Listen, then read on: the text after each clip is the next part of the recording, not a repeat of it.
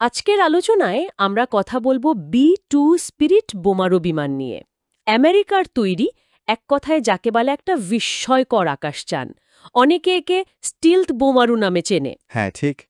তো আমাদের কাছে যে তথ্য আছে তার ভিত্তিতে আমরা এর ডিজাইন, প্রযুক্তি, এর ক্ষমতা আর এর পেছনের ইতিহাস নিয়ে একটু গভীরভাবে জানার চেষ্টা করব। এর জন্ম তো হয়েছিল সেই স্নায়ুযুদ্ধের শেষের দিকে। মূল লক্ষ্য ছিল শত্রুপক্ষের সবচেয়ে আধুনিক আকাশ প্রতিরক্ষাকে যাতে ফাঁকি দেওয়া যায়। তো চলুন শুরু করি। একদম। এর মূল দর্শনটাই ছিল গতি বা ম্যানোভারেবিলিটির উপর ভরসা না করে রাডারের চোখে প্রায় অদৃশ্য থাকা। বিশেষ করে সোভিয়েত ইউনিয়নের যে এয়ার ডিফেন্স ছিল সেটাকে ভেদ করাই ছিল আসল চ্যালেঞ্জ। আচ্ছা, এর ডিজাইনের কথায় যদি আসি, প্রথমেই তো চোখে পড়ে ওই বিশাল উড়ন্ত ডানার মতো দেখতে গঠনটা, ফ্লাইং উইং ডিজাইন। হ্যাঁ, ঠিক। সাধারণ বিমানের মতো তো কোনো লেজ বা আলাদা করে মূল কাঠামো, ফিউজিলেজ এসব নেই। তো এর কারণটা কি? কারণটা হলো যত কম কোণ বা সারফেস থাকবে, রাডার থেকে আসা তরঙ্গ তত কম প্রতিফলিত হবে। Simple geometry. ও আচ্ছা, তল কম রাখা। হ্যাঁ, আর শুধু ডিজাইন নয়, এর কাঠামোতে ব্যবহার হয়েছে খুব আধুনিক কম্পোজিট মেটেরিয়াল। আর একটা বিশেষ জিনিস, যাকে বলে রাডার শোষক পদার্থ বা র্যাম। র্যাম? এই জিনিসটা ঠিক কিভাবে কাজ করে? আক্ষরিক অর্থেই কি শুষে নেন? হ্যাঁ, বলতে পারেন, অনেকটা স্পঞ্জের মতো। শত্রুপক্ষের রাডার যখন তরঙ্গ পাঠায়, এই র্যাম সেটাকে শোষে নেয়। ফেরত যেতে দেয় না বা খুব কম ফেরত পাঠায়। ইন্টারেস্টিং। তো এই ফ্লাইং উইং ডিজাইন আর র্যাম, এই দুটো মিলে বিমানটার রাডার ক্রস সেকশন আরসিএস সেটাকে একদম নাটকীয়ভাবে কমিয়ে ফেলে। কতটা কমায়? আন্দাজ কেমন? ধরুন একটা বিশাল বোমারু বিমান, কিন্তু শত্রুর রাডারে হয়তো একটা মাঝারি সাইজের পাখির মতো দেখাবে। অবিশ্বাস্য।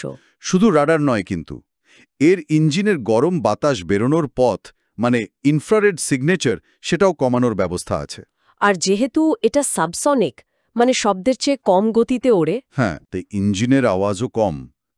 সব মিলিয়ে একটা মাল্টি লেয়ার্ড স্টেলথ অ্যাপ্রোচ। কিন্তু একটা প্রশ্ন জাগছে, এই যে ফ্লাইং উইং ডিজাইন, এতে তো বিমানের স্বাভাবিক স্থিতিশীলতা বা স্টেবিলিটি কম থাকার কথা। কন্ট্রোল করা কি কঠিন নয়? খুব ভালো পয়েন্ট। হ্যাঁ, এই ডিজাইনটা অ্যারোডাইনামিক্যালি আনস্টেবল, স্বাভাবিকভাবে অস্থিরশীল। তাহলে একে ওড়ানোর জন্য লাগে অত্যন্ত জটিল একটা computer system, fly by wire যাকে বলে। ও এই সিস্টেমটা সেকেন্ডে বহুবার বিমানের কন্ট্রোল সারফেসগুলোকে নিজে থেকেই মাইনিউট অ্যাডজাস্ট করে। কম্পিউটারই ওকে জোর করে স্টেবল রাখে। এটাও একটা বিশাল প্রযুক্তিগত সাফল্য। আচ্ছা, এবার যদি এর ক্ষমতার দিকে তাকাই, শোনা যায় বি-2 নাকি একবার জ্বালানি না নিয়েই এক মহাদেশ থেকে অন্য মহাদেশে চলে যেতে পারে। হ্যাঁ, পারে। এর রেঞ্জ অসাধারণ, প্রায় ৬,০০০ নটিক্যাল মাইলেরও বেশি। বাহ! আর সবচেয়ে জরুরি বিষয়, এটা তো প্রচলিত বোমা আর পারমাণবিক অস্ত্র দুটোই বহন করতে পারে। একদম। এবং সেটা এর স্টিলথ বৈশিষ্ট্য বজায় রেখেই, অস্ত্রগুলো ভেতরে থাকে, বাইরে থেকে বোঝা যায় না। এর আসল ভূমিকা তো পারমাণবিক প্রতিরোধক হিসেবে ছিল, তাই না? হ্যাঁ, শুরুতে সেটাই ছিল মূল উদ্দেশ্য, স্নায়ুযুদ্ধের প্রেক্ষাপটে। কিন্তু যুদ্ধ শেষ হওয়ার পর এর ভূমিকা বদলায়। প্রচলিত যুদ্ধেও একে ব্যবহার করা হয়েছে। যেমন ধরুন কসোভো, ইরাক, আফগানিস্তান, এসব জায়গায় খুব সুরক্ষিত টার্গেটেও কিন্তু বি-2 প্রচলিত বোমা দিয়ে নিখুঁত হামলা চালিয়েছে। কসোভোতে সার্বিয়ার এয়ার ডিফেন্সকে ফাঁকি দেওয়ার ঘটনা তো বেশ বিখ্যাত। তার এর প্রভাব শুধু সামরিক নয়। না, না, এর শুধু অস্তিত্বটাই একটা বড় রাজনৈতিক আর মনস্তাত্ত্বিক ব্যাপার। প্রতিপক্ষের মনে একটা ভয় তৈরি করে যে তাদের কোনো কিছুই হয়তো আর নিরাপদ নয়। এটা শুধু একটা যুদ্ধবিমান নয়, তার চেয়ে বেশি কিছু। আমেরিকার প্রযুক্তিগত শ্রেষ্ঠত্বের একটা প্রতীক বলতে পারেন। কিন্তু এত কিছু যে বললেন, এত অত্যাধুনিক প্রযুক্তি, এর দাম তো নিশ্চয়ই আকাশ ছোঁয়া। হ্যাঁ, সেটা একটা বড় চ্যালেঞ্জ। বি-2 হচ্ছে ইতিহাসের অন্যতম সবচেয়ে ব্যয়বহুল বিমান প্রকল্প। কতটা ব্যয়বহুল? একটা বিমান বানাতে সেই সময়েই খরচ হয়েছিল প্রায় $2 বিলিয়ন। বলেন কি, 2 বিলিয়ন? হ্যাঁ, আর শুধু বানানো নয়, এর রক্ষণাবেক্ষণও সাংঘাতিক জটিল আর খরচ সাপেক্ষ।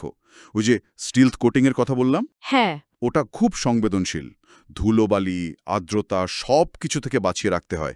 এর জন্য বিশেষ এয়ার কন্ডিশন হ্যাঙ্গার লাগে, নিয়মিত দেখভাল করতে হয়। আর মাত্র তো ২১টা বিমান তৈরি হয়েছিল, তাই না? ঠিক, মাত্র ২১টা। তার মানে তো প্রতিটা মিশন খুব ভেবেচিন্তে প্ল্যান করতে হয়। অবশ্যই, সংখ্যা কম, চালানোর খরচ বেশি, তাই প্রত্যেকটা মিশনের পরিকল্পনা খুব নিখুঁতভাবে করা হয়। তবে এত চ্যালেঞ্জ সত্ত্বেও এর ডিজাইন কিন্তু পরবর্তী প্রজন্মের স্টিলথ বিমানকে প্রভাবিত করেছে। যেমন আমেরিকার নতুন যে B-21 রেডার আসছে, ও হ্যাঁ, সেটার ডিজাইনে B-2 এর স্পষ্ট ছাপ আছে, আর নিয়মিত আপগ্রেড করে B-2কে আজও কিন্তু প্রাসঙ্গিক রাখা হয়েছে।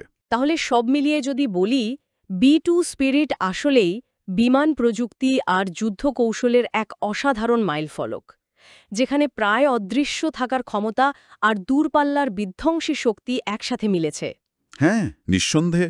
এর বিরাট খরচ বা জটিল রক্ষণাবেক্ষণের মতো সমস্যাগুলো আছে ঠিকই, কিন্তু স্ট্র্যাটেজিক দিক থেকে এর গুরুত্ব আজও অমঙ্গা বা অপরিসীম। কয়েক দশক ধরে এটা টেকনোলজি সীমানাকে ঠেলে এগিয়ে নিয়ে গেছে। আমাদের শ্রোতাদের জন্য একটা প্রশ্ন রেখে যাই তাহলে। দেখুন, একদিকে স্টেলথ প্রযুক্তি দিন দিন আরও উন্নত হচ্ছে, আবার অন্যদিকে শত্রুপক্ষের রাডার বা সেন্সর টেকনোলজি তারাও তো বসে নেই, তারাও উন্নত হচ্ছে। ঠিক। তো এই যে একটা ইঁদুর বিড়াল খেলা চলছে, এতে ভবিষ্যতে এই অদৃশ্য থাকার ধারণাটা ঠিক কেমন হতে পারে? মানে হয়তো পুরোপুরি অদৃশ্য না হয়েও অন্য কোনোভাবে শত্রুকে ধোঁকা দেওয়ার নতুন কোনো উপায় আসবে। কি মনে হয়, এটা নিয়ে ভাবা যেতে পারে?